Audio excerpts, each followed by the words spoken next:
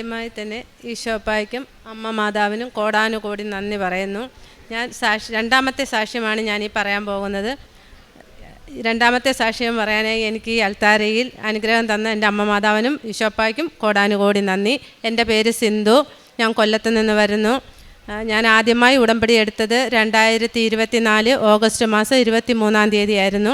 ആദ്യത്തെ സാക്ഷ്യം ഞാൻ 2025 ജനുവരിയിൽ പറഞ്ഞിട്ടാണ് പോയത്.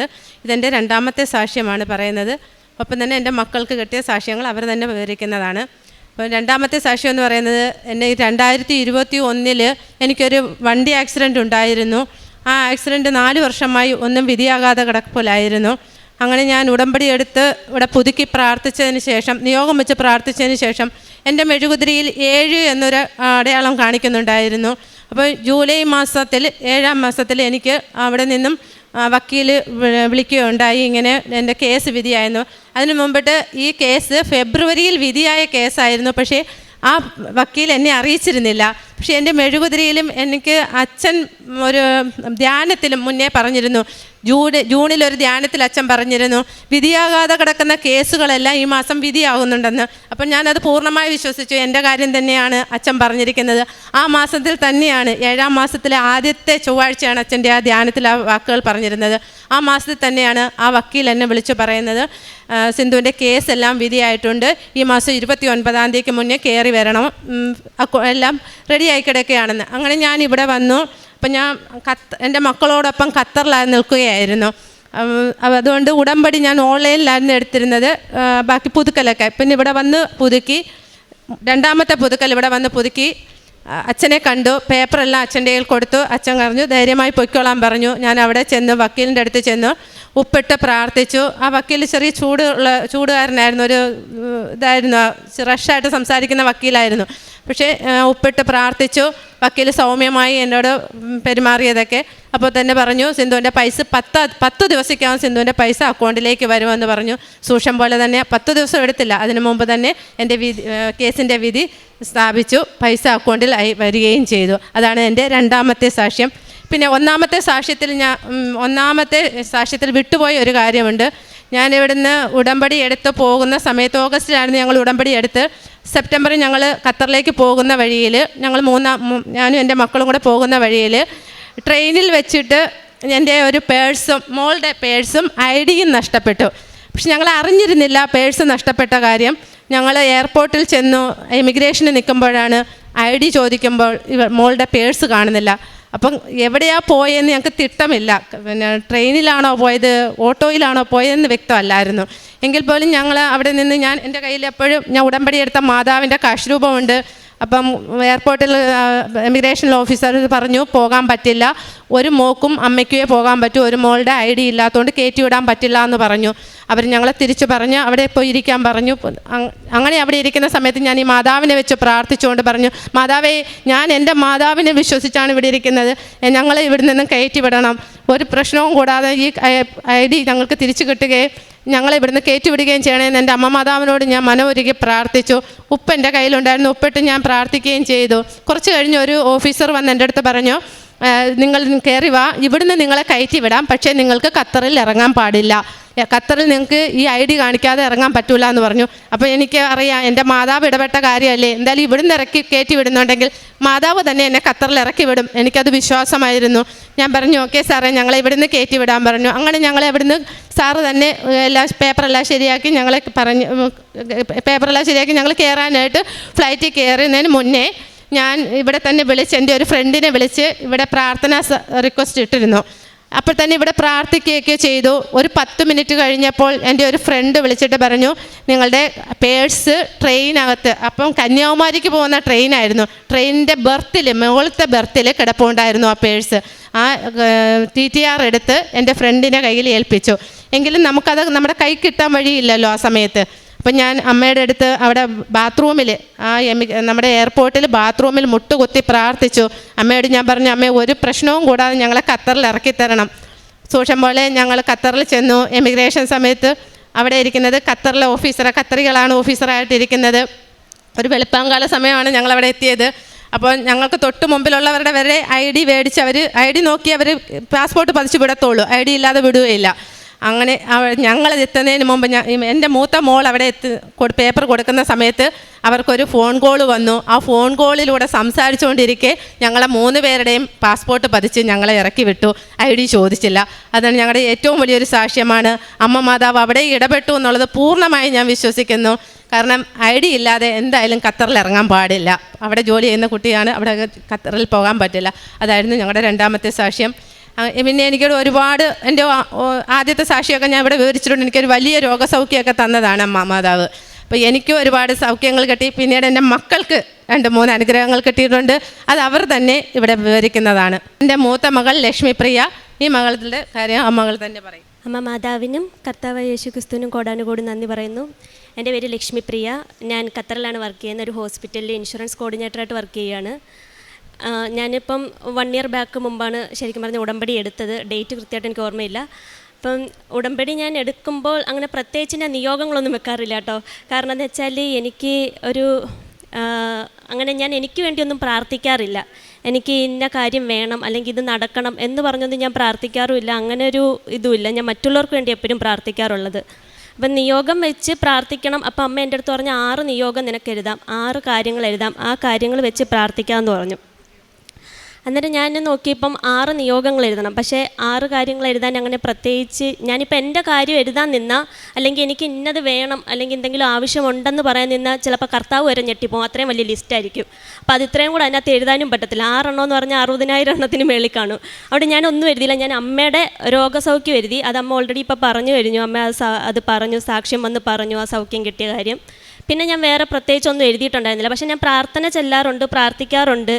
ഇപ്പോൾ ഉടമ്പടിയിലാവുന്നതിന് മുമ്പ് ഞാൻ കോൺവെൻറ്റ് സ്കൂളിലാണ് പഠിച്ചത്. എന്നെ പഠിപ്പിച്ചതൊക്കെ സിസ്റ്റേഴ്സാണ്. അപ്പോൾ അന്ന് തൊട്ടേ എനിക്ക് കൊന്ത പഠിക്കാൻ അറിയാം, ബൈബിൾ വായിക്കാറുണ്ട്. അപ്പോൾ എനിക്ക് പ്രാർത്ഥന അറിയാം. കർത്താവിനെ ഞാൻ കൂടുതൽ അറിഞ്ഞിട്ടുണ്ട്. അപ്പോൾ ഞാൻ ചെറുതായിരുന്ന സമയത്ത്, ഞാൻ 5ാം ക്ലാസ്സിൽ പഠിക്കുന്ന സമയത്ത് എൻ്റെ അച്ഛൻ മരിച്ച സമയത്താണ് ഞാൻ കർത്താവിനെ കൂടുതൽ അറിയുന്നത്. അപ്പോൾ അന്ന് ടൈം തൊട്ടേ എനിക്ക് ഭയങ്കര സങ്കടമായിരുന്നു. കർത്താവിനിങ്ങനെ കുരിശിലൊക്കെ തറച്ച് വെച്ചേക്കുന്ന കാണുമ്പം ഒരു വിഷമമായിരുന്നു കാണുമ്പോൾ. അപ്പോൾ എനിക്ക് എന്തെങ്കിലും സങ്കടം വരുമ്പോൾ, അല്ലെങ്കിൽ അന്ന് നമുക്ക് ഏറ്റവും വലിയ വേദന സ്കൂളിൽ നിന്ന് അടി കിട്ടുന്നതാണല്ലോ. അപ്പോൾ എനിക്ക് അടി കിട്ടുമ്പോൾ ആ വേദന കിട്ടുമ്പോൾ ഞാൻ പറയാം കർത്താവിൻ്റെ കയ്യിലാണ് ഏറ്റി, അത്രയും വേദനയൊന്നുമില്ലല്ലോ, അപ്പോൾ സഹിക്കാം, കുഴപ്പമില്ല. അങ്ങനെ ഒരു ഇതായിരുന്നു എനിക്ക്. കർത്താവിൽ അത്രയും ഒരു സ്നേഹമാണോ എനിക്കറിയില്ല, ഒരു അപ്പനെ പോലായിരുന്നു എനിക്കിപ്പോൾ തോന്നാറുള്ളത്. അപ്പോൾ ഇതിൽ ഉടമ്പടിയിലേക്ക് വന്നതിന് ശേഷം പിന്നെ കൂടുതൽ അടുക്കാനും കൂടുതൽ അറിയാനും തുടങ്ങിയത്. പിന്നീട് ഞാനിപ്പം കഴിഞ്ഞ ആഴ്ച വെള്ളിയാഴ്ച വന്നപ്പോൾ ഞാൻ ഉടമ്പടി ഇവിടുന്ന് ഡയറക്റ്റ് ഞാൻ ഉടമ്പടി എടുക്കുകയാണ് ചെയ്തത്. അപ്പം അതിന് മുമ്പ് ഞാൻ ഓൺലൈൻ ഉടമ്പടി എടുത്ത സമയത്ത് light A candle prayer request ഇട്ട് എനിക്ക് വേണ്ടി ഞാൻ പ്രാർത്ഥിച്ചൊരു കാര്യം ഉണ്ടായിരുന്നു. അതെനിക്ക് നടക്കുകയും ചെയ്തു. അതെനിക്ക് എൻ്റെ കൂട്ടുകാരിക്ക് വേണ്ടി ഞാൻ ഒരു കാര്യം പ്രാർത്ഥിച്ചു, അതും നടന്നു. അപ്പം ഞാൻ അവിടെ ഒരു മലയാളി മാനേജ്മെൻറ്റ് ഹോസ്പിറ്റലിൽ ഇൻഷുറൻസ് അസോസിയേറ്റ് ആയിട്ടായിരുന്നു വർക്ക് ചെയ്തുകൊണ്ടിരുന്നത്. അപ്പോൾ അവിടെ നിന്ന് എനിക്ക് വേറൊരു ഹോസ്പിറ്റലിലേക്ക് ശരിക്കും പറഞ്ഞാൽ ഞാൻ കൊടുക്കണമെന്ന് വിചാരിച്ച് കൊടുത്തതല്ല. പക്ഷേ ഞാൻ ഇങ്ങനെ ഒരു ഇൻ്റർവ്യൂവിൻ്റെ ഇത് കണ്ടപ്പം ലിങ്ക്ഡിൻ വരെ ജസ്റ്റ് ഒന്ന് അപ്ലൈ ചെയ്ത് നോക്കി. കിട്ടും എന്നൊരു പ്രതീക്ഷ എനിക്കില്ല, കാരണം കിട്ടത്തില്ല. അത്രയും വലിയൊരു ഹോസ്പിറ്റലാണ്, അവിടെ നമുക്ക് കിട്ടാനുള്ള ഒരു സാധ്യതയില്ല, അതിനുള്ള ഒരു മെറിറ്റും എനിക്കില്ല. അപ്പോൾ അത് കിട്ടത്തില്ലെന്നുള്ളൊരു വിചാരത്തിൽ ചുമ്മാ കൊടുത്തിടുന്നതുകൊണ്ട് പ്രശ്നമില്ലല്ലോ, അങ്ങനെ കൊടുത്തതാണ്. കൊടുത്തു കഴിഞ്ഞു. 2 ദിവസം കഴിഞ്ഞപ്പോൾ എനിക്ക് കോള് വന്നു, ഇൻ്റർവ്യൂവിൻ്റെ കോള് വന്നു. അതും ഞാൻ വിചാരിച്ചു ഇൻ്റർവ്യൂ കുഴപ്പമില്ല, പോയി അറ്റൻഡ് ചെയ്യാം. അങ്ങനെ ഞാൻ അവരെ വിളിച്ചു, ഫോൺ ഇൻ്റർവ്യൂ കഴിഞ്ഞു. അത് സെലക്ഷൻ ആയതിന് ശേഷം ഞാൻ അത് അറ്റൻഡ് ചെയ്തു. അപ്പം ഞാൻ മാതാവിനോട് പറഞ്ഞു, ഇത് കണക്ക് ഒരു വലിയ ഹോസ്പിറ്റലാണ്. ഇപ്പോൾ ഖത്തറിൽ വർക്ക് ചെയ്യുന്നവർക്കാണെങ്കിൽ അറിയാം, ഇമാദി അൽ-അഹ്ലി എന്ന് പറഞ്ഞ ഹോസ്പിറ്റലിലൊക്കെ ജോലി കിട്ടുകയെന്ന് പറഞ്ഞാൽ അത് ഒരുപാട് ആഗ്രഹിക്കുന്ന ആൾക്കാർ അവിടെ ഒരു ജോലി കിട്ടാൻ വേണ്ടിയിട്ട്. അപ്പോൾ അവിടെ നിന്ന് ഇൻ്റർവ്യൂ എന്ന് വന്നപ്പോൾ തന്നെ എന്ന് പറഞ്ഞപ്പം ഒരുപാട് സന്തോഷം. ഞാൻ മാതാവിൻ്റെ അടുത്ത് പറഞ്ഞു, മാതാവ് എനിക്ക് ഇൻ്റർവ്യൂ വിളിച്ചിട്ടുണ്ട്, ഞാൻ എന്തായാലും പോയി അറ്റൻഡ് ചെയ്യുക, കിട്ടുമെന്ന് എനിക്ക് ഉറപ്പില്ല, ഞാൻ എന്തായാലും പോവുകയാണ്, എൻ്റെ കൂടെ വന്നേക്കണേന്ന് പറഞ്ഞു. കിട്ടിയാൽ ലക്ക്, കിട്ടിയില്ലെങ്കിൽ പോട്ടെ, കുഴപ്പമില്ല, എന്നാ നോക്കാമെന്ന് വിചാരിച്ച്. അങ്ങനെ അവിടെ ചെന്നു, ഇൻ്റർവ്യൂ അറ്റൻഡ് ചെയ്തു. പ്രാർത്ഥനയൊക്കെ കഴിഞ്ഞ് ഞാൻ അവിടെ ചെന്ന് ഉപ്പിട്ട് പ്രാർത്ഥിച്ചു, ഇൻ്റർവ്യൂവിന് കയറി. ആദ്യത്തെ 2 റൗണ്ട് ഇൻ്റർവ്യൂ കഴിഞ്ഞിറങ്ങി. അവരൊന്നും പറഞ്ഞില്ല, പൊക്കോ, പിന്നെ അവരറിയിക്കാമെന്ന് പറഞ്ഞു. അത് കഴിഞ്ഞിട്ട് എനിക്ക് കറക്റ്റായിട്ട് ഈ ജോബ് റിലേറ്റഡ് ആയിട്ടുള്ള കാര്യങ്ങൾ, അതായത് ഇപ്പോൾ എനിക്കിപ്പോൾ അവിടെ ഇൻ്റർവ്യൂ വിളിച്ചപ്പോൾ തൊട്ട് അവിടെ ജോയിൻ ചെയ്യുന്നത് വരെയുള്ള കാര്യങ്ങൾ എല്ലാം ഒരു ചൊവ്വാഴ്ചയായിരുന്നു എനിക്ക് അപ്ഡേറ്റ്സ് കിട്ടുന്നത്. ഞാൻ പ്രാർത്ഥിക്കുന്നതൊക്കെ കൂടുതലും ഡ്യൂട്ടിയിലിരിക്കുന്ന സമയത്ത്, അച്ഛൻ്റെ പ്രാർത്ഥന ധ്യാനമൊക്കെ കേൾക്കുന്നത് ഡ്യൂട്ടിക്ക് ഇരിക്കുന്ന ടൈമിലായിരിക്കും. ഹെഡ്സെറ്റ് വെച്ച് അവിടെ ഇരുന്ന് കേൾക്കത്തേ ഉള്ളൂ, കേട്ട് പ്രാർത്ഥിക്കാറാണ് പതിവ്. അപ്പോൾ ഈ പ്രാർത്ഥന ഞാൻ ധ്യാനം കൂടി കഴിയുന്ന സമയത്തൊക്കെ ആയിരിക്കും എനിക്ക് കൂടുതലും അപ്ഡേറ്റ്സ് കിട്ടാറുള്ളത്. ജോബ് റിലേറ്റഡ് ആയിട്ടുള്ള എനിക്ക് സെലക്ഷൻ്റെ അപ്ഡേറ്റ്സ് കിട്ടിയത് ചൊവ്വാഴ്ചയാണ്. എല്ലാം കറക്റ്റ് ചൊവ്വാഴ്ചയായിരുന്നു എനിക്ക് കിട്ടിയിട്ടുള്ളത്. അപ്പോൾ അത് മാതാവ് തരുന്നൊരു മുന്നറിയിപ്പായിട്ട് എനിക്ക് തോന്നുന്നത്. പിന്നെ ഞാൻ വർക്ക് ചെയ്തിരുന്ന ഹോസ്പിറ്റലിൽ എനിക്ക്, അതായത് അവിടെ സെലക്ഷനായി, അവിടെ ഒരു 4 റൗണ്ട് ഇൻ്റർവ്യൂ ഉണ്ടായിരുന്നു. അതെല്ലാം കഴിഞ്ഞ് സെലക്ഷനായെന്ന് ഉറപ്പായപ്പം അത് കിട്ടാൻ ഒരു പോസിബിലിറ്റി ഉണ്ടായിരുന്നില്ല. എനിക്ക് 80% ആയിരുന്നു എൻ്റെ ഗ്രേഡ് വന്നിട്ടുണ്ടായിരുന്നത്. അപ്പോൾ അത് ആ 80% ഗ്രേഡിലൊക്കെ അവരെടുക്കാനുള്ള സാധ്യത വളരെ കുറവാണ്, അത്രയും വലിയൊരു ഹോസ്പിറ്റലാണ്. അപ്പോൾ അത് കാരണം തന്നെ അവിടെ ഞാനെന്തെങ്കിലും ഉപ്പിട്ട് പ്രാർത്ഥിച്ചിട്ടാണ് ഓരോ വട്ടവും ഇൻ്റർവ്യൂവിന് ചെന്നതും ഇരുന്നതും എല്ലാം ചെയ്തത്. അപ്പോൾ അവിടെ നിന്ന് എന്നെ HR വിളിച്ചിട്ട് പറഞ്ഞു, ലക്ഷ്മി സെലക്ട് ആയിട്ടുണ്ട്, ഇൻ്റർവ്യൂ പാസ്സായിട്ടുണ്ട്, ഇനി ബാക്കി ജോയിനിങ്ങിൻ്റെ കാര്യങ്ങൾ, വിസ പ്രോസസ്സിങ്ങിൻ്റെ കാര്യങ്ങളൊക്കെയാണെന്ന്. അപ്പം വിസ പ്രോസസ്സിംഗ് എന്ന് പറഞ്ഞാൽ ഞാൻ കറൻ്റ്ലി വർക്ക് ചെയ്യുന്ന കമ്പനിയിൽ അവർക്ക് ഞാൻ വർക്ക് ചെയ്തിരുന്ന കമ്പനിയിൽ നിന്ന് NOC സർട്ടിഫിക്കറ്റ് കിട്ടണം. നോ ഒബ്ജക്ഷൻ സർട്ടിഫിക്കറ്റ് കിട്ടിയിട്ടുണ്ടെങ്കിൽ മാത്രമേ എന്നെ അവർക്ക് എടുക്കാൻ പറ്റുള്ളൂ. അത് പക്ഷേ ഞാൻ വർക്ക് ചെയ്തിരുന്ന കമ്പനിക്കാർ കൊടുക്കാൻ തയ്യാറായിരുന്നില്ല. അപ്പോൾ അവരെന്നെ വിളിച്ചിട്ട് പറഞ്ഞത്, ലക്ഷ്മി റിസിഗ്നേഷൻ റീകോൾ ചെയ്തില്ലെന്നുണ്ടെങ്കിൽ വിസ ക്യാൻസൽ ചെയ്യും, വിസ ക്യാൻസൽ ചെയ്ത് നിന്നെ നാട്ടിൽ വിടുമെന്ന് പറഞ്ഞു. അപ്പോൾ ഇപ്പോഴത്തെ ഒരു സിറ്റുവേഷനിൽ വിസ ക്യാൻസൽ ചെയ്തിട്ടുണ്ടെങ്കിൽ എനിക്ക് തിരിച്ച് പിന്നെ ഖത്തറിലോട്ട് പോകാൻ, കാരണം വിസ കിട്ടാൻ ഭയങ്കര പാടാണ്. അവിടെ ഹിന്ദുസിന് പ്രത്യേകിച്ചും തീരെ വിസ കിട്ടുന്നില്ല ഇപ്പം. അപ്പോൾ അമ്മ അനിയത്തി അവിടെ ഖത്തറിലും, എനിക്ക് ഇവിടെ നാട്ടിൽ വന്ന് നിൽക്കേണ്ടിയും വരും, അല്ലെങ്കിൽ വേറെ എവിടെയെങ്കിലും ജോലി നോക്കി അങ്ങോട്ട് പോകേണ്ടി വരും. അപ്പോൾ എൻ്റെ മുമ്പിൽ ആകെയുള്ളൊരു ഓപ്ഷൻ എന്ന് പറഞ്ഞാൽ വിസ അല്ലാതെ റിസിഗ്നേഷൻ ക്യാൻസൽ ചെയ്യുക എന്നുള്ളതാണ്. അപ്പോൾ റിസിഗ്നേഷൻ ക്യാൻസൽ ചെയ്യണമെന്നുള്ളൊരു പ്രഷർ എനിക്ക് മാനേജ്മെൻറ്റിൻ്റെ സൈഡിൽ നിന്ന് നല്ല രീതിയിലുണ്ട്. പക്ഷേ അത് ഞാൻ ചെയ്തില്ല. അത് ചെയ്യണമെന്ന് അവർ പറഞ്ഞുകൊണ്ടിരിക്കുന്നുണ്ടായിരുന്നു. ഞാൻ പക്ഷേ മാതാവിനോട് വന്ന് പറയാറുണ്ടായിരുന്നു, ഇതിപ്പം ഞാൻ എന്താ ചെയ്യണ്ടേ, റെസിഗ്നേഷൻ ക്യാൻസൽ ചെയ്യണോ അതോ ഇങ്ങനെ തന്നെ പോകണോ? അപ്പം ഞാൻ എൻ്റെ മനസ്സിൽ ഇങ്ങനെ പറയണ്ടായിരുന്നു, ഒന്നും ചെയ്യണ്ട, അതങ്ങനെ വിട്ടേക്കാൻ. ഞാൻ തന്നെ പറഞ്ഞു, ഓക്കെ എന്താണെന്ന് വെച്ചാൽ വരുന്നിടത്ത് വെച്ച് കാണാം. ഇപ്പം നീ ജോലി പോവുകയാണെന്നുണ്ടെങ്കിൽ മാതാവിൻ്റെ തീരുമാനം അതായിരിക്കും, നാട്ടിൽ വരണം, നാട്ടിൽ വന്ന് വേറെ കണ്ടുപിടിക്കണം എന്നായിരിക്കും. അപ്പോൾ അതങ്ങനെ ആണെങ്കിൽ അങ്ങനെ തന്നെ പൊക്കോട്ടെ, കുഴപ്പമില്ല. അതല്ല ഇനി ഇത് കിട്ടാനാണെങ്കിൽ അങ്ങനെ ആവട്ടെ എന്ന്. കറക്റ്റ് ഞാൻ റെസിഗ്നേഷൻ കൊടുത്തു. അതിന് മുമ്പ് കൊടുത്ത എൻ്റെ സാറ് 12 വർഷമായിട്ട് അവിടെ വർക്ക് ചെയ്തിരുന്ന സാറാണ്. പുള്ളി റെസിഗ്നേഷൻ കൊടുത്ത ആളുടെ വിസ ക്യാൻസൽ ചെയ്ത് ഇവർ നാട്ടിൽ വിട്ട്. അപ്പോൾ കുറച്ച് ടെൻഷനായി. എന്നാലും ഞാൻ വിചാരിച്ച് വരുന്നിടത്ത് വെച്ച് കാണാം, എന്തായാലും ഞാൻ റെസിഗ്നേഷൻ റീകോൾ ചെയ്യില്ല. ഞാൻ ലേബറിൽ എന്തായാലും അവർ അപ്ലൈ ചെയ്തിട്ടുണ്ടായിരുന്നു. അത് കഴിഞ്ഞ് എനിക്ക് ശേഷം എൻ്റെ കൂടെ തന്നെ പിന്നെ റെസിഗ്നേഷൻ കൊടുത്ത 2-3 പേരുണ്ടായിരുന്നു. അവർ ഞാൻ ഇറങ്ങിയതിന് ശേഷമാണ് അവരുടെയും വിസ ക്യാൻസൽ ചെയ്ത് ഞങ്ങളുടെ കമ്പനി വിട്ടത്. അവർ നോർമലി അങ്ങനെ ചെയ്യുന്നത്, വിസ ക്യാൻസൽ ചെയ്ത് വിടുകയേ ചെയ്യുള്ളൂ. പക്ഷേ എൻ്റെ കാര്യത്തിൽ സംഭവിച്ചതെന്ന് വെച്ചാൽ ലേബർ ഇടപെട്ടു. അതായത് എനിക്ക് അപ്രൂവായി, എൻ്റെ വിസ അപ്പുറത്തേക്ക് ഓട്ടോമാറ്റിക്കായിട്ട് ചേഞ്ചായി.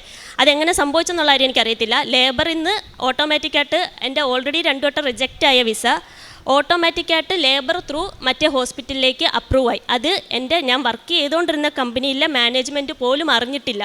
കാരണം നോട്ടിഫിക്കേഷൻ വരും, നമുക്ക് നോട്ടിഫിക്കേഷൻ വരുന്ന സമയത്ത് ഇവർ റിജക്ഷൻ വേണമെങ്കിൽ കൊടുക്കാം, അല്ലെങ്കിൽ അക്സെപ്റ്റ് ചെയ്യാം. പക്ഷേ ഈ നോട്ടിഫിക്കേഷൻ അവർക്കും വന്നില്ല, എനിക്കും വന്നില്ല. ഞാനും അറിഞ്ഞില്ല കേട്ടോ, എനിക്കത് അപ്രൂവ് ആയെന്നോ വിസ ചേഞ്ച് ആയെന്നോ എനിക്ക് അങ്ങോട്ട് പോകാമെന്നുള്ള കാര്യമൊന്നും ഞാനും ആദ്യം കുറേ അറിഞ്ഞിട്ടുണ്ടായിരുന്നില്ല. അപ്പോൾ എൻ്റെ അടുത്ത് വന്നിട്ട് പറഞ്ഞു, എൻ്റെ ഒരു കൂട്ടുകാർ വന്നിട്ട് പറഞ്ഞു, ചുമ്മാ നീ മെത്രാഷിലൊന്ന് നോക്കുക, ചിലപ്പോൾ എന്തെങ്കിലും മാറിയിട്ടുണ്ടായിരിക്കും എന്ന് പറഞ്ഞു. അങ്ങനെ ഞാൻ മെത്രാഷ് ഓപ്പൺ ആക്കിയപ്പോഴാണ് കാണുന്നത് എൻ്റെ വിസ ഓൾറെഡി അപ്പുറത്തേക്ക് മാറിക്കഴിഞ്ഞു, ചേഞ്ച് ആയി കഴിഞ്ഞു. അങ്ങനെ ഞാൻ പിന്നെ ഇവിടെ വന്നു, ഇവരുടെ അടുത്ത് പറഞ്ഞു. അന്നേരം പറഞ്ഞു, ഓക്കെ എല്ലാം കഴിഞ്ഞു, ഇനി ഒന്നും ചെയ്യാൻ ഒക്കത്തില്ല, ഇനി എൻ്റെ കമ്പനിക്ക് എൻ്റെ വിസ ക്യാൻസൽ ചെയ്യാനും ഒക്കത്തില്ല. അതൊരു വലിയ അത്ഭുതമായിരുന്നു. ശരിക്കും പറഞ്ഞാൽ അതൊരു മിറാക്കിൾ തന്നെയാണ്. എൻ്റെ അടുത്ത് എല്ലാവരും ചോദിച്ചു, ഇതെന്താ ചെയ്തേ, ഇനി ലേബറിൽ അങ്ങനെ അറിയാവുന്ന ആരെങ്കിലും ഉണ്ടായിരുന്നോ, എങ്ങനെ ഇത് ചെയ്തേന്നുള്ള കാര്യം എന്നോട് ചോദിച്ചു.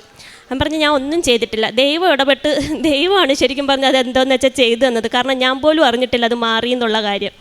അങ്ങനെ ആ ഒരു ചേഞ്ച്, അത് അവിടുത്തെ ഒരു ജോലി, അതെനിക്ക് ദൈവം തന്നതാണ്. ശരിക്കും പറഞ്ഞാൽ എൻ്റെ മെറിറ്റിൽ കിട്ടിയതല്ല, ദൈവത്തിൻ്റെ ഗ്രേസിൽ എനിക്ക് കിട്ടിയതാണ് ആ ജോലി. അതിനുശേഷം പിന്നെ എൻ്റെ ഹോസ്പിറ്റലുകാരാണെങ്കിൽ പോലും അവരൊരു പ്രശ്നം ഉണ്ടാക്കാതെ ഒരാഴ്ചക്കുള്ളിൽ എൻ്റെ സെറ്റിൽമെൻറ്റും എൻ്റെ എക്സ്പീരിയൻസ് സർട്ടിഫിക്കറ്റും എല്ലാം എനിക്ക് തന്നു. ഞാൻ പോലും അത്ഭുതപ്പെട്ടു, ഇവരെന്താ ഇങ്ങനെ ചെയ്യുന്നതെന്ന്. എനിക്ക് ഗിഫ്റ്റ് വരെ തന്നിട്ട് എന്നെ അവരവിടുന്ന് വിട്ടത്. അത്രയും സ്നേഹത്തോടെ അവരെന്നെ അവിടുന്ന് പറഞ്ഞു വിട്ടത്. പിന്നെ അതൊരു അത്ഭുതമായിരുന്നു. പിന്നെ എൻ്റെ ഒരു കൂട്ടുകാരിയുടെ കാര്യം എന്ന് വെച്ചാൽ, അവളുടെ ഹസ്ബൻഡിന് നാട്ടിലൊരു വസ്തു റിലേറ്റഡ് ആയിട്ട് എന്തോ പ്രശ്നം ഉണ്ടായിട്ട് കുറച്ച് പേര് തട്ടിക്കൊണ്ടുപോയി, അങ്ങനെ എന്തോ ഒരു സീനുണ്ടായി. പുള്ളിയുടെ ഹസ്ബൻഡിനെ ഒരു 2 ആഴ്ചയായിട്ട് കാണാനുണ്ടായിരുന്നില്ല. അതെൻ്റെ ഒരു ഫ്രണ്ട് പറഞ്ഞ് ഞാൻ അറിഞ്ഞിട്ട് അവളെ വിളിച്ച് ഞാൻ സംസാരിച്ചു. അപ്പോൾ അവൾ പറഞ്ഞു, ഇത് കണക്ക് എൻ്റെ ഹസ്ബൻഡിനെ 2 ആഴ്ചയായിട്ട് കാണാനില്ല ലക്ഷ്മി, എന്താ സംഭവിച്ചതെന്നൊന്നും എനിക്ക് അറിയത്തില്ല. അപ്പം ഞാൻ ഇവളുടെ അടുത്ത്, അവൾ ക്രിസ്ത്യാനിയാണ്, അപ്പം ഞാൻ പ്രാർത്ഥന ഇട്ട് കൊടുത്തിട്ട് പറഞ്ഞു, നീ പ്രാർത്ഥിക്ക്, നിൻ്റെ ഹസ്ബൻഡിന് നിനക്ക് പെട്ടെന്ന് തിരിച്ച് കിട്ടാൻ വേണ്ടി പ്രാർത്ഥിക്കാൻ പറഞ്ഞു. അപ്പോൾ അവൾ എൻ്റെ അടുത്ത് പറഞ്ഞു, ഞാൻ പ്രാർത്ഥിക്കുന്നതിനെക്കാട്ടിയും ഫലം നീ പ്രാർത്ഥിച്ചാലല്ല, നീ എന്ത് പ്രാർത്ഥിച്ചാലും നടക്കും, അതുകൊണ്ട് നീ പ്രാർത്ഥിക്കാൻ പറഞ്ഞ് എൻ്റെ അടുത്ത് പറഞ്ഞു, പ്രാർത്ഥിക്കാൻ പറഞ്ഞു. അങ്ങനെ ഞാനും എൻ്റെ അനിയത്തിയും കൂടി ഇരുന്ന് അന്നത്തെ ദിവസം പ്രത്യക്ഷീകരണം ചൊല്ലിയിട്ട് പ്രാർത്ഥിച്ചു. 33 വട്ടം ഞങ്ങളത് ചൊല്ലി പ്രാർത്ഥിച്ചു. ഞാൻ എന്നിട്ട് അവളുടെ അടുത്ത് പറഞ്ഞു, നീ പേടിക്കണ്ട, ഇന്ന് തന്നെ എന്തെങ്കിലും ഒരു വിവരം പുള്ളിയെക്കുറിച്ച് നിനക്ക് കിട്ടുമെന്ന് പറഞ്ഞു. അപ്പോൾ അവൾ ആദ്യം വിശ്വസിച്ചില്ല, പറഞ്ഞ് 2 ആഴ്ചയായിട്ട് ഒരു വിവരവും ഇല്ല, പോലീസുകാർ തിരയാവുന്നിടത്തെല്ലാം തിരഞ്ഞു. ഇനി ഇപ്പം ഈ ഒരു ദിവസം കൊണ്ട് എന്നെ അറിയാനാന്ന് ചോദിച്ചു. ഞാൻ പറഞ്ഞു എന്തായാലും നീ വെയിറ്റ് ചെയ്യ്, നമുക്ക് പ്രാർത്ഥിക്കാം, നടക്കുമെന്ന് പറഞ്ഞു. കറക്റ്റായിട്ട് ഞങ്ങൾ പ്രാർത്ഥിച്ച് ഞാൻ മാതാവിൻ്റെ അടുത്ത് പറഞ്ഞ് നാണം കിടത്തരുത്, ഇത്രയും പറഞ്ഞിട്ട് ഞാൻ പ്രാർത്ഥിച്ചിട്ട് പോവുകയാണ്, അവരുടെ മുമ്പ് ഇനി പ്രാർത്ഥിച്ച് കഴിഞ്ഞ് എന്നിട്ട് കിട്ടിയില്ലെന്ന് പറയുമ്പോൾ നാണക്കേടാവുമല്ലോ. ഞാൻ പറഞ്ഞു നാണം കിടത്തില്ല, ഒന്ന് ഇടപെട്ടേക്കണമെന്ന് പറഞ്ഞ്. അതിന് ഞങ്ങൾ പ്രാർത്ഥിച്ച് കറക്റ്റ് ഞാൻ പ്രാർത്ഥിച്ച് എഴുന്നേറ്റപ്പോൾ തന്നെ സൈന എന്നെ വിളിച്ചിട്ട് പറഞ്ഞു, ലക്ഷ്മി നിൻ്റെ പ്രാർത്ഥന ദൈവം കേട്ട്, പുള്ളിയെ ഒരു വിവരം കിട്ടുമെന്ന് നീ എന്നോട് പറഞ്ഞു, പക്ഷേ വിവരമല്ല, ആളെ തന്നെ കിട്ടി, ആളിപ്പോൾ വീട്ടിൽ വന്നു, പോലീസുകാർ വീട്ടിൽ കൊണ്ടുവിട്ടു, ആൾക്ക് ഒരു കുഴപ്പമില്ല, എല്ലാം സേഫായിട്ട് കിട്ടിയെന്ന്. അതൊരു വലിയ സാക്ഷ്യമാണ്. അപ്പം എൻ്റെ ലൈഫിൽ അങ്ങനെ കുറേ ചെറിയ ചെറിയ ബ്ലെസ്സിങ്സ് ഉണ്ടായിട്ടുണ്ട്. ഇത് അവരിവിടെ നിന്ന് സാക്ഷ്യം പറയും. അവരിപ്പം ദുബായിലാണുള്ളത്, അപ്പോൾ അത് വരുന്ന സമയത്ത് ഇവിടെ നിന്ന് സാക്ഷ്യം പറയും. അപ്പം എൻ്റെ ലൈഫിൽ കുറേ കാര്യങ്ങൾ അങ്ങനെ നടന്നിട്ടുണ്ട്. ഞാൻ പിന്നെ കൂടുതലും ഈ പ്രെയറിലേക്ക് അടുത്തതിന് ശേഷം എനിക്ക് വലിയ വലിയ കാര്യങ്ങളിലൊന്നും അങ്ങനെ വലിയ ടെൻഷനില്ല. അതെന്താണെന്ന് വെച്ചാൽ ദൈവം നടത്തിക്കോളൂ എന്നുള്ള രീതിയാണ്. പക്ഷേ ചെറിയ കാര്യങ്ങൾക്കുണ്ട് കേട്ടോ. ഇപ്പം ജോലിക്ക് വന്ന സമയത്ത് ബസ്സൊക്കെ കിട്ടിയില്ലെങ്കിൽ എനിക്ക് ഭയങ്കര ടെൻഷനാണ്. അതല്ലാതെ എൻ്റെ ലൈഫിൽ വലിയ കാര്യങ്ങൾ എന്തെങ്കിലും ഉണ്ടെങ്കിൽ അതിനെക്കുറിച്ച് ഞാൻ ഒട്ടും ബോധേടയല്ല. കാരണം അത് ദൈവം നോക്കിക്കോളും. ദൈവത്തിൻ്റെ ഹിതം എന്താണോ അത് നടക്കട്ടെ എന്ന് മാത്രമാണ് ഞാൻ പ്രാർത്ഥിക്കുന്നത്. രാവിലെ എഴുന്നേറ്റ് പോകുമ്പോഴും ഞാൻ പ്രാർത്ഥിക്കുന്നത്, ദൈവമേ ഇന്ന് ഞാൻ കാരണം ഒരാളും വേദനിക്കാൻ ഇടവരുത്തരുത്, എന്നെ കാരണം ആർക്കും ഒരു ബുദ്ധിമുട്ടുണ്ടാവരുത് എന്നാണ് ഞാൻ പ്രാർത്ഥിക്കുന്നത്. തിരിച്ച് ഞാൻ വന്നിട്ട് പ്രാർത്ഥിക്കുന്നതും ഇന്നത്തെ ദിവസം ഞാൻ കാരണം ആർക്കെങ്കിലും എന്തെങ്കിലും ബുദ്ധിമുട്ടുണ്ടായി പോയിട്ടുണ്ടെങ്കിൽ അത് നീ പൊറുക്കണേ, പിന്നീട് ഒരിക്കലും അത് ഞാൻ ചെയ്യാൻ ഇടവരുത്തരുത് എന്നാണ് പ്രാർത്ഥിക്കുന്നത്.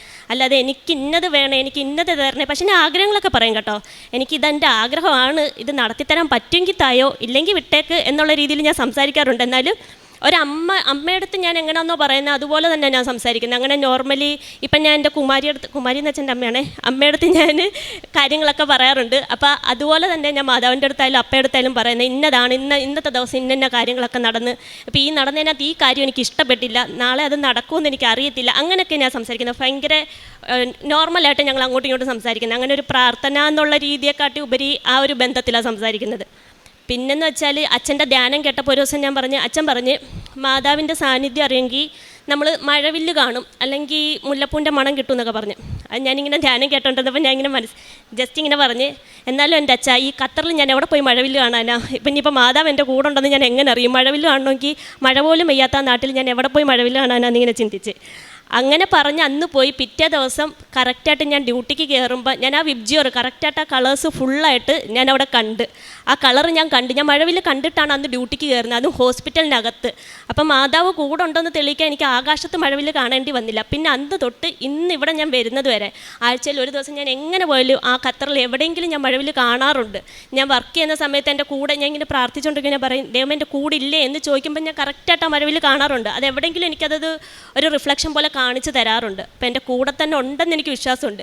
ഞാൻ എപ്പോഴും പ്രാർത്ഥിക്കുന്നൊരു പ്രാർത്ഥന എന്ന് വെച്ചാൽ മനുഷ്യർക്ക് അസാധ്യമായത് ദൈവത്തിന് സാധ്യമാണ് എന്ന ലൂക്കയുടെ 18-27 ആ വചനം ഞാൻ എപ്പോഴും പ്രാർത്ഥിച്ചുകൊണ്ടിരിക്കുന്നത്. ഡ്യൂട്ടിക്ക് കയറുമ്പോഴായാലും അത് എഴുതി വെച്ച് പ്രാർത്ഥിച്ചിട്ടാണ് ഞാൻ ഡ്യൂട്ടി സ്റ്റാർട്ട് ചെയ്യുന്നത്. അപ്പം ഇതൊക്കെ തന്നെ എൻ്റെ അനുഭവങ്ങൾ. കൂടുതലും ദൈവത്തെ അടുത്തറിയാൻ നോക്കുക, അല്ലാതെ നമ്മുടെ ഒരു ആവശ്യം നടക്കാൻ വേണ്ടിയിട്ട് നമ്മൾ ഒരിക്കലും ദൈവത്തെ പ്രാർത്ഥിക്കാതിരിക്കുക. കൂടുതലും കാരുണ്യ പ്രവർത്തികളായിട്ടെന്ന് പറയുമ്പോൾ അത് ശരിക്കും പറഞ്ഞാൽ നമ്മൾ ചെയ്യുന്നത് മറ്റൊരാൾ അറിയരുതെന്ന് പറയത്തില്ല. എൻ്റെ അമ്മയ്ക്ക് പോലും അറിയത്തില്ല ഞാൻ എന്നൊക്കെയാണ് ചെയ്തിട്ടുള്ളത് എന്നുള്ളത്. ഞാൻ അവിടെ ഖത്തറിൽ തന്നെ ഒരു ക്യാൻസർ സെൻറ്ററിൽ പൈസ കൊടുക്കാറുണ്ട്. എനിക്ക് സാലറി കിട്ടിക്കഴിഞ്ഞാൽ അവർക്ക് ഞാൻ കാശ് കൊടുക്കാറുണ്ട്. അത് നമുക്ക് അവിടെ കുറേ റെസ്ട്രിക്ഷൻസ് ഉണ്ട് കാര്യങ്ങൾ ചെയ്യാൻ. അപ്പോൾ അവർക്ക് ഫുഡ് മേടിച്ച് കൊടുക്കാനുള്ള കാര്യങ്ങൾക്കൊക്കെ ആയിട്ട് ഓൺലൈൻ വഴി പൈസ കൊടുക്കാറുണ്ട്. പിന്നെ നാട്ടിൽ ഞാൻ എൻ്റെ ഒരു ഫ്രണ്ട് വഴി ഇവിടെ ഒരു കുട്ടിക്ക് വേണ്ടുന്ന കാര്യങ്ങൾ ചെയ്തു കൊടുക്കാറുണ്ട്. അപ്പം അങ്ങനെയുള്ള കാര്യങ്ങളൊക്കെ കാരുണ്യ പ്രവർത്തികളായിട്ട് ചെയ്യാറുള്ളത്. ഇത്രയൊക്കെ തന്നെയുള്ളൂ. പിന്നെ എനിക്കൊരാഗ്രഹമുണ്ട് ഒരു കൊച്ചിനെ ദത്തെടുത്ത് പഠിപ്പിക്കണമെന്ന്. അതും മാതാവ് സഹായിച്ചാൽ ഉടനെ തന്നെ ചെയ്യും. ഇതെൻ്റെ ഇളയ മകൾ ഐശ്വര്യ. ഈ മകൾക്ക് കിട്ടിയ സാക്ഷ്യം ആ മകൾ തന്നെ. ആദ്യം തന്നെ ഈ പ്രത്യക്ഷീകരണത്തിൻ്റെ സാക്ഷിയാക്കി അമ്മ മാതാവിനും ഈശോപ്പായ്ക്കും 1000 നന്ദി പറയുന്നു. എൻ്റെ പേര് ഐശ്വര്യ, ഞാനും ഖത്തറിൽ നിന്നാണ് വരുന്നത്. എനിക്ക് ആദ്യം പറയാനുള്ളത് എൻ്റെ ജോലിയുടെ കാര്യമാണ്. ഞാൻ ഖത്തറിൽ പോയിട്ട് ഇപ്പോൾ 2 വർഷം കഴിഞ്ഞ്. അപ്പോൾ ഫസ്റ്റ് ഒരു വർഷം ഞാൻ അവിടെ ഒരു ഹോസ്പിറ്റലിൽ വർക്ക് ചെയ്യുമായിരുന്നു. ഞാനൊരു അക്കൗണ്ടൻ്റാണ്. പക്ഷേ ഞാൻ ആ ഫീൽഡിലല്ലായിരുന്നു വർക്ക് ചെയ്തുകൊണ്ടിരുന്നത്. ഞാനൊരു റേഡിയോളജി അൾട്രാസൗണ്ടിലായിരുന്നു ഞാൻ വർക്ക് ചെയ്തുകൊണ്ടിരുന്നത്. അപ്പം ഞാൻ പഠിച്ച ഫീൽഡേ അല്ല ഞാൻ അവിടെ ചെയ്തുകൊണ്ടിരുന്നത്. അപ്പം കുറച്ച് നാൾ കഴിഞ്ഞപ്പോൾ എൻ്റെ ജോലി നഷ്ടപ്പെട്ട്. അപ്പോൾ ആ സമയത്ത് അമ്മ ഉടമ്പടി എടുത്തിട്ടുണ്ടായിരുന്നു. ഞാനും അമ്മയുടെ കൂടെ, ഞാൻ ഉടമ്പടിയൊന്നും എടുത്തിട്ടില്ല, ഞാൻ ജസ്റ്റ് അമ്മയുടെ കൂടെ ഇങ്ങനെ പ്രാർത്ഥിക്കുമായിരുന്നു. ചേച്ചി പറഞ്ഞ കണക്ക് ഞാനും ചേച്ചിയും ഒരുമിച്ചായിരുന്നു കോൺവെൻറ്റ് സ്കൂളിലാണ് പഠിച്ചത്. അപ്പോൾ പണ്ട് തൊട്ടേ ഞങ്ങളുടെ വീട്ടിൽ ഞങ്ങൾ ഹിന്ദുക്കളാണ്. അപ്പോൾ വിളക്ക് കത്തിക്കുന്ന സമയത്ത് ഞങ്ങൾ മെഴുകുതിരി അന്ന് തൊട്ടേ ഈശോപ്പായാലും അമ്മ മാതാവിലും മെഴുകുതിരി കത്തിക്കുമായിരുന്നു. അപ്പോൾ അന്ന് തൊട്ടേ പ്രാർത്ഥനയൊക്കെ അറിയാമായിരുന്നു. അപ്പം അമ്മ ഇവിടെ ഉടമ്പടി എടുത്ത സമയത്ത് ഞാനും ചേച്ചി ഇങ്ങനെ പ്രാർത്ഥന ചൊല്ലായിരുന്നു, ഉടമ്പടിയൊന്നും എടുത്തിട്ടില്ലായിരുന്നു. അപ്പം ഞാൻ ഇങ്ങനെ എൻ്റെ ജോലി നഷ്ടപ്പെട്ടിരിക്കുന്ന സമയം, അപ്പോൾ 2-3 മാസമായി എനിക്ക് ജോലിയൊന്നും ആയിട്ടില്ല. അപ്പം ഞാൻ അമ്മയുടെ അടുത്ത് അങ്ങോട്ടാണ് പറഞ്ഞു, അമ്മ ഞാൻ ഓൺലൈൻ ഉടമ്പടി എടുക്കുക. എനിക്കിങ്ങനെ തോന്നി, എന്തോ എടുക്കാൻ തോന്നി. അപ്പം ഞാൻ അമ്മയുടെ അടുത്ത് പറഞ്ഞു, അമ്മ ഞാനും ഓൺലൈൻ ഉടമ്പടി എടുക്കുന്നു. അമ്മ ഒരിക്കലും പ്രഷർ ചെയ്തിട്ടില്ല, ഞാനായിട്ട് തോന്നി. ഞാൻ അങ്ങോട്ട് പറഞ്ഞു ഞാൻ ഓൺലൈൻ ഉടമ്പടി എടുക്കുകയെന്ന് പറഞ്ഞ്. അങ്ങനെ ഞാൻ എന്തോ നിയോഗം എന്താ വെക്കണ്ടേന്നൊരു പിടി കിട്ടുന്നില്ല. അപ്പോൾ അമ്മയുടെ ഒരു ആഗ്രഹം ഉണ്ടായിരുന്നു, അവിടുത്തെ മിലിറ്ററി അല്ലെങ്കിൽ ഒരു മിനിസ്ട്രി ഹോസ്പിറ്റലിൽ ജോലി വേണം എൻ്റെ മക്കൾക്ക് ആർക്കെങ്കിലും. അപ്പം അതൊന്നും നമ്മളെ കൊണ്ട് നടക്കത്തില്ല, കാരണം ഖത്തറ ഇപ്പോൾ കൂടുതലും ഖത്തറീസിനാണ് മിലിറ്ററി അല്ലെങ്കിൽ മിനിസ്ട്രിയിൽ ജോലി കിട്ടുന്നത്. അപ്പം അമ്മയുടെ ഒരു ആഗ്രഹമല്ലേന്ന് വെച്ചിട്ട് ഞാൻ ചുമ്മാ എഴുതി. എനിക്കറിയാം എന്തായാലും എൻ്റെ ചേച്ചി ഞങ്ങളെക്കാട്ടി മുമ്പ് 1 വർഷം മുമ്പേ പോയതാണ്. പിന്നെ അവിടെ കുറേ പേരെ അറിയാം. അപ്പോൾ അവരൊക്കെ പറഞ്ഞിട്ടുണ്ട് ഇതുവരെ അവർക്ക് ആർക്കും അവിടെ നിന്നൊരു കോളൊന്നും വന്നിട്ടില്ല. അപ്പോൾ ഇപ്പോൾ പോയ എനിക്കെങ്ങനെ കിട്ടാനാ?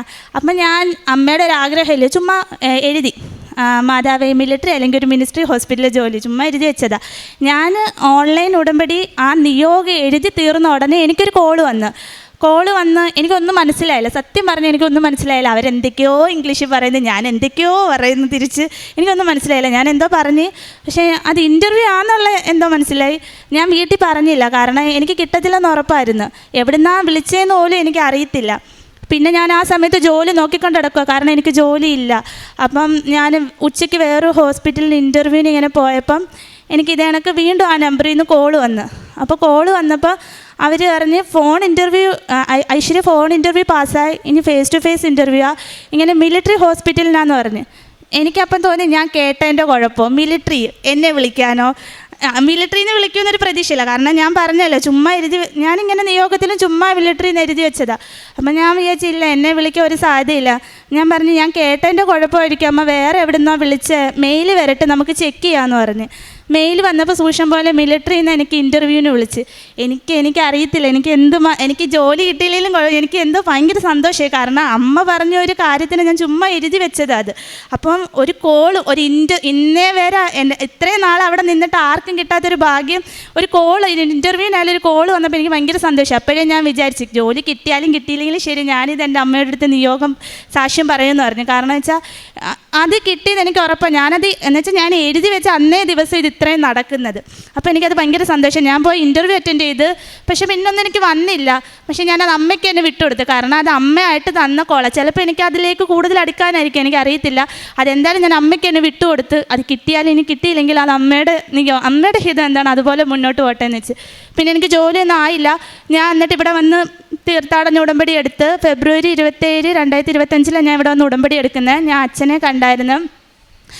ഇവിടെ വന്ന് ഉടമ്പടി എടുത്ത് പോയതിന് ശേഷം എനിക്ക് അതിന് വലിയൊരു അനുഗ്രഹം കിട്ടി. ഞാൻ അക്കൗണ്ടൻ്റാണ്, പക്ഷേ എൻ്റെ ഫീൽഡിൽ ഇന്നേ വരെ എനിക്ക് അവിടെ വർക്ക് ചെയ്യാൻ പറ്റിയില്ല. 1.5 വർഷമായി ഞാനിപ്പോൾ അവിടെ ചെന്നിട്ട്. ഇന്നേ വരെ ഞാൻ റേഡിയോളജിയിലാണ് വർക്ക് ചെയ്തുകൊണ്ടിരുന്നത്. അപ്പോൾ എനിക്ക് ഭയങ്കര സങ്കടമായിരുന്നു. അക്കൗണ്ടൻ്റാണ്, നമ്മൾ ചെയ്തില്ലെങ്കിൽ നമ്മുടെ കാര്യങ്ങളെല്ലാം നമ്മൾ മറന്നു പോകും ചെയ്യാതിരുന്ന. അപ്പോൾ എനിക്ക് ഭയങ്കര സങ്കടമായിരുന്നു. ഞാൻ പഠിച്ച കാര്യം, ഞാൻ എന്തോ ചെയ്യുന്നു, അപ്പോൾ പഠിച്ച ഫീൽഡെല്ലാം വിട്ടു പോവുകയാണല്ലോ എന്ന്. പക്ഷേ ഇവിടെ വന്ന് ഉടമ്പടി എടുത്ത് പ്രാർത്ഥിച്ചിട്ട് അച്ഛൻ്റെ അനുഗ്രഹം കിട്ടിപ്പോയി. ഞാൻ പഠിച്ച ഫീൽഡിൽ ഇപ്പം ഞാനൊരു കമ്പനിയിൽ അക്കൗണ്ടൻ്റായിട്ട് വർക്ക് ചെയ്യുക. അതിനെനിക്ക് എൻ്റെ അമ്മ മാധവനോട് യേശോപ്പയോട് ഒത്തിരി നന്ദിയുണ്ട്. കാരണം അമ്മയുടെ അപ്പൻ്റെ അനുഗ്രഹം കൊണ്ട് മാത്രമേ എനിക്ക് അക്കൗണ്ടൻ്റായിട്ട് എന്നൊരു ജോലി കിട്ടിയത്. അതിനെനിക്ക് അമ്മയുടെ അപ്പനോട് ഒത്തിരി നന്ദിയുണ്ട്. പിന്നെ രണ്ടാമത്തെ സാക്ഷ്യം എന്ന് പറഞ്ഞാൽ എനിക്കൊരു രോഗസൗഖ്യം കിട്ടിയിട്ടുണ്ട്.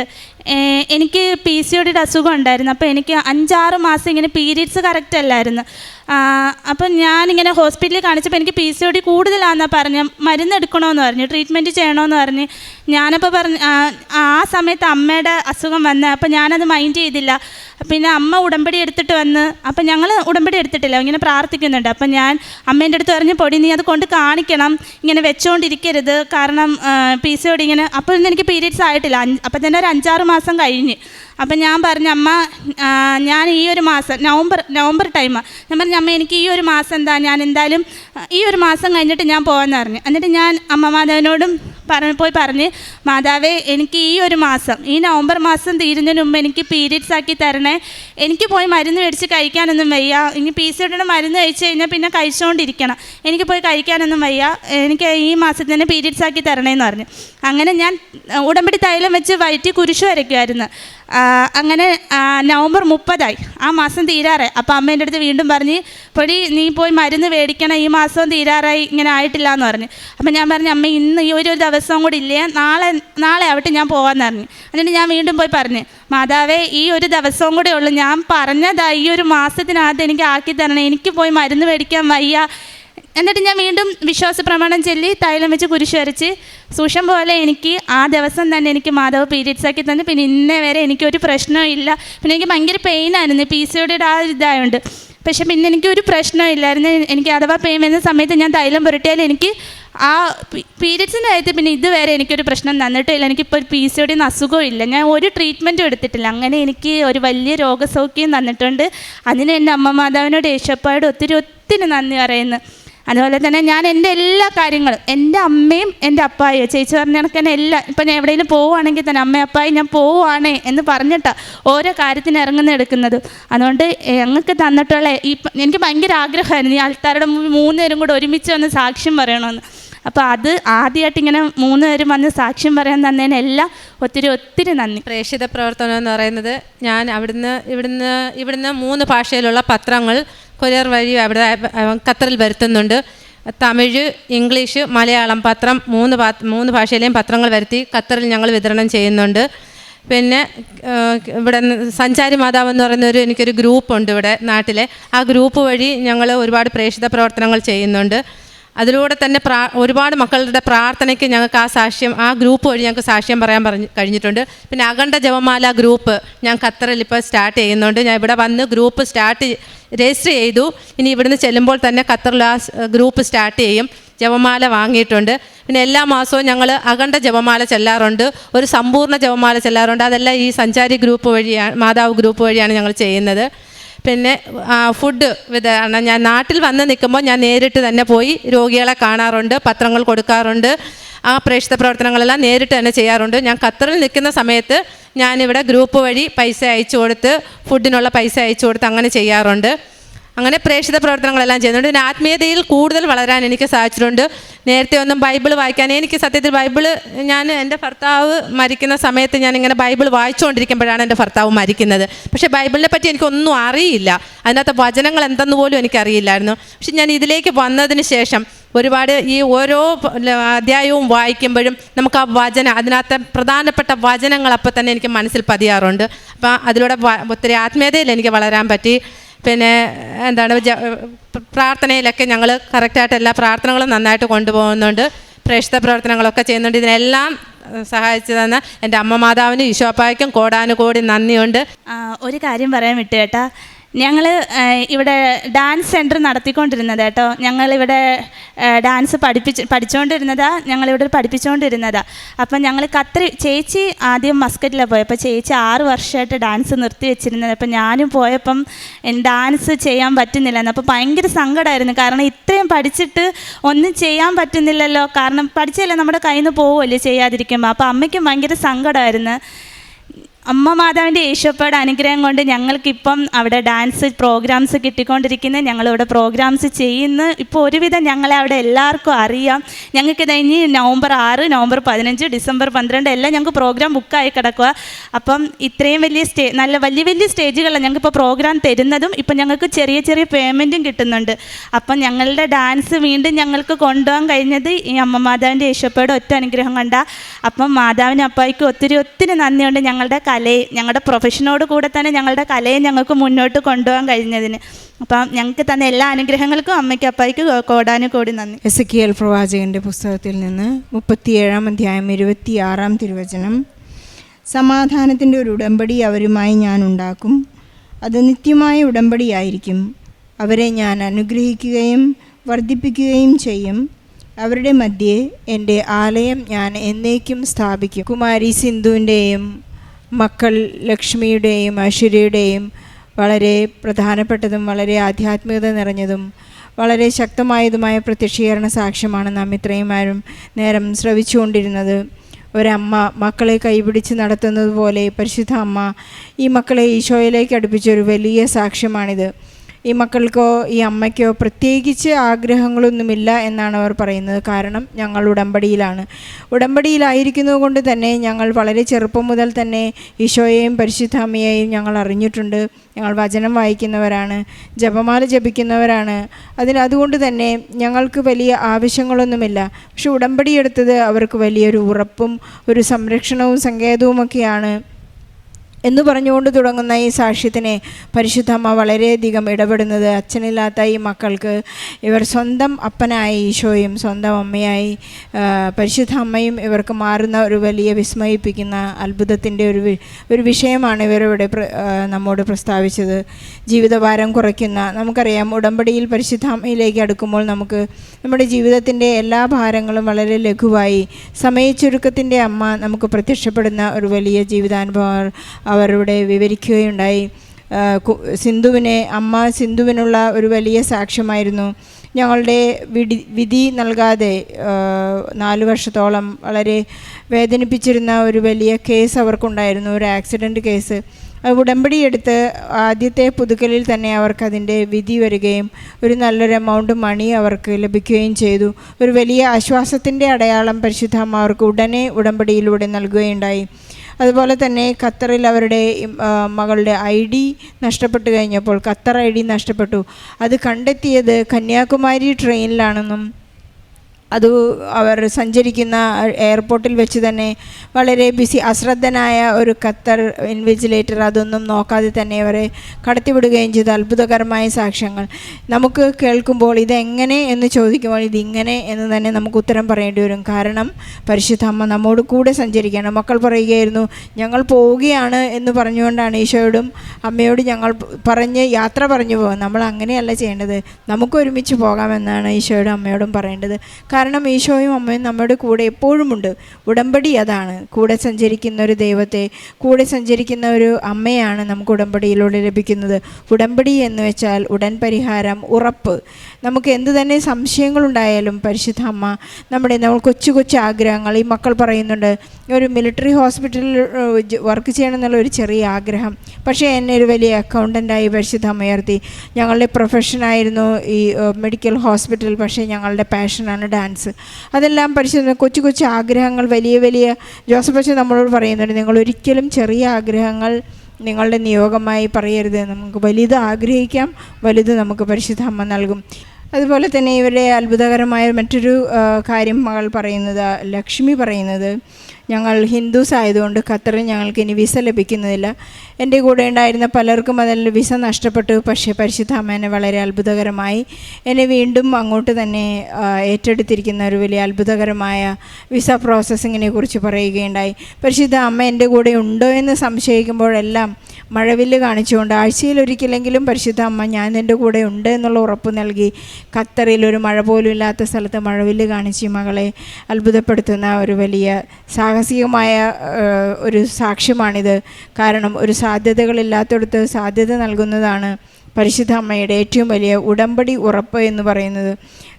ലക്ഷ്മിക്കുള്ളത് വലിയ വലിയ ആഗ്രഹങ്ങളാണ്. എനിക്കൊരു വലിയ ആഗ്രഹമുണ്ട്, ഈശോയ്ക്ക് വേണ്ടി ഒരു കുഞ്ഞിനെ ദത്തെടുത്ത് പഠിപ്പിക്കണമെന്നൊരു വലിയ ആഗ്രഹമുണ്ട്.